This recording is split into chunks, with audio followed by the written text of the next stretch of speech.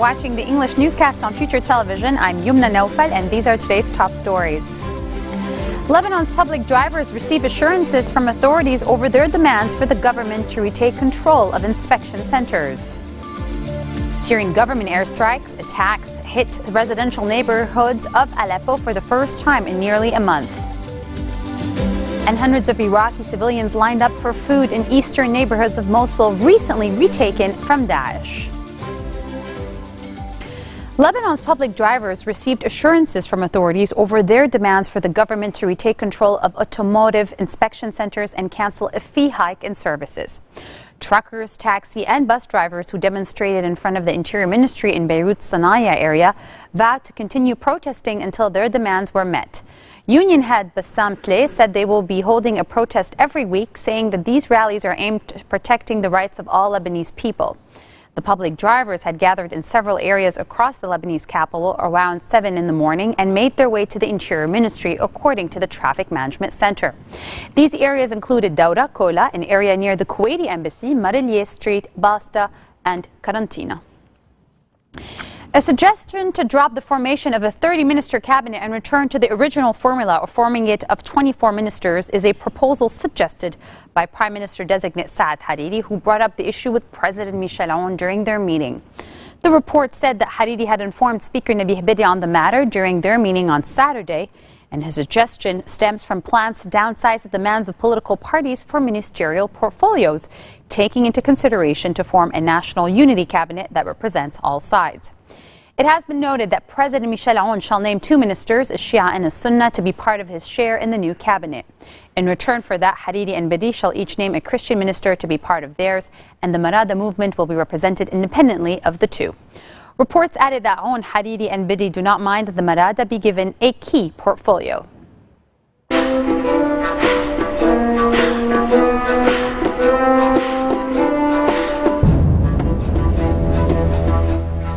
Syrian government airstrikes and barrel bomb attacks hit residential neighborhoods of rebel-held East Aleppo for the first time in nearly a month, according to activists.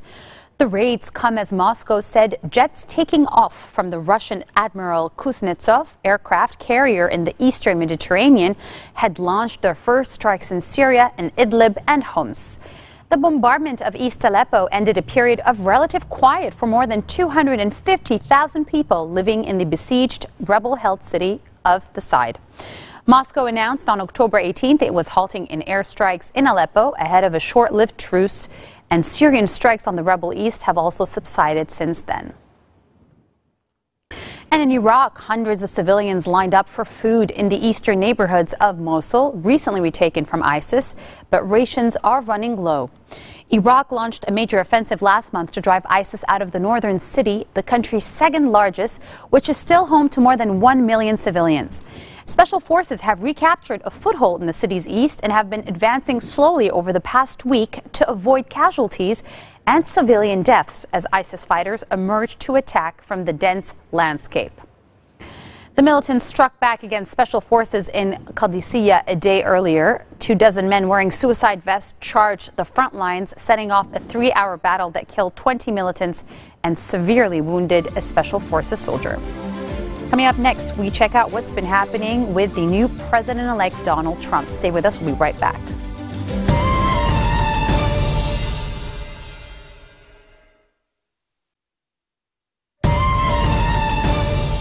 Welcome back.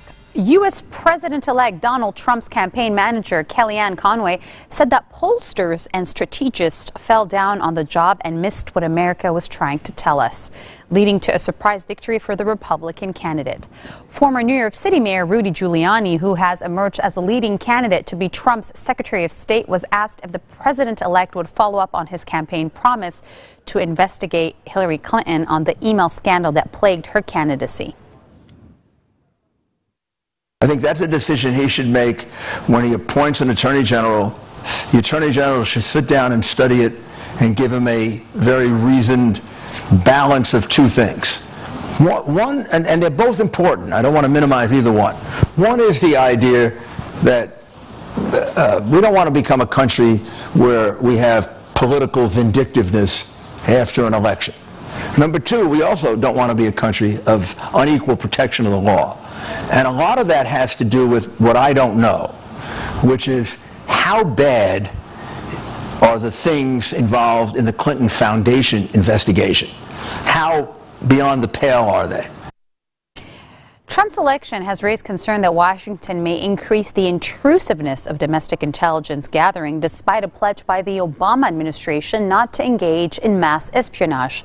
Whistleblower Edward Snowden said that living in Moscow under an asylum deal after he leaked classified information in 2013 that triggered an international furor over the reach of U.S., said that speaking by teleconference, said that this would be a different era.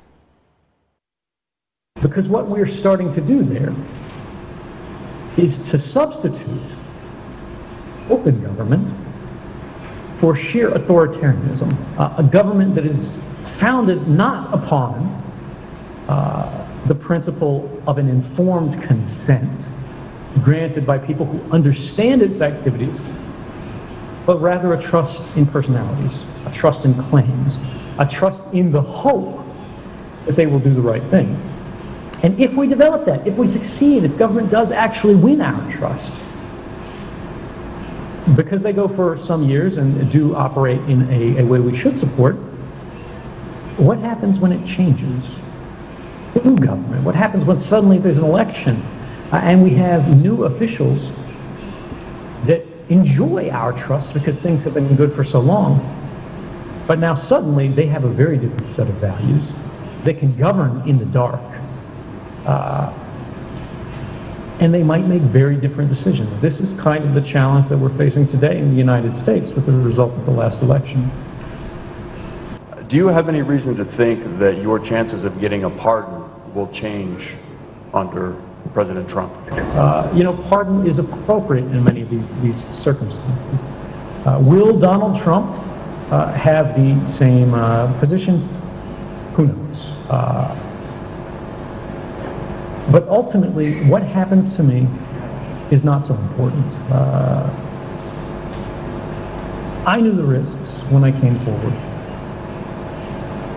And if I was only comfortable, if I was only concerned with my own safety, my own future, I never would have left Hawaii. I would still be working at the NSA today. The NATO alliance is absolutely vital to U.S. interests, President Barack Obama said as he flew into Europe to reassure a jittery alliance concerned by Donald Trump's presidential election win. Speaking in Athens on the first leg of his last foreign trip as leader, Obama stressed that a strong Europe was good for the world and the United States after Trump appeared to downplay the importance of historic transatlantic ties. Europeans, especially in eastern countries closest to Russia, have been shaken after Trump appeared to call into question Washington's near 70-year security guarantee by saying he would only help NATO allies if they paid their way. I did say to him, as I've said publicly, that because of the nature of the campaigns and the bitterness and ferocity of the campaigns, that it's really important to try to send some signals of unity and to reach out to minority groups or women or others that were concerned about the tenor of the campaign. And I think that's something that he will want to do. But this is all happening real fast. He's got commitments to supporters that helped to get him here, and he's going to have to balance those. Over the coming weeks and months and years, my hope is that those impulses ultimately win out. People have spoken. Donald Trump will be the next president, the 45th president of the United States. And it will be up to him to set up a team that he thinks will serve him well and reflect his policies. And those who didn't vote for him have to recognize that that's how democracy works. That's how this system operates. I also think that he is coming to this office with fewer set hard and fast policy prescriptions than a lot of other presidents might be arriving with. I don't think he is ideological. I think ultimately he's pragmatic in that way, and that can serve him well as long as he's got good people around him and he has a clear sense of direction. Do I have concerns? Absolutely. Of course I've got concerns. You know, he and I differ on a whole bunch of issues. But